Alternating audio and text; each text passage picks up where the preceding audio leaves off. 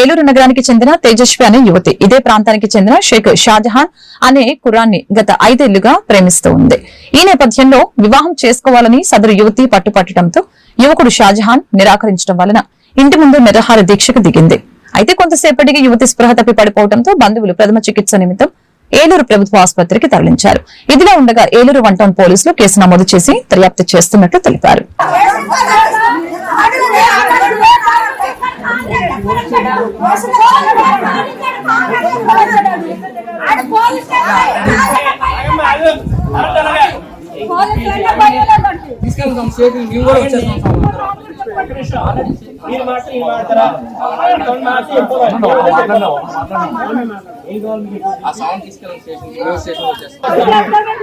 కలిసి మీడియాలో పంపిస్తాను నేను.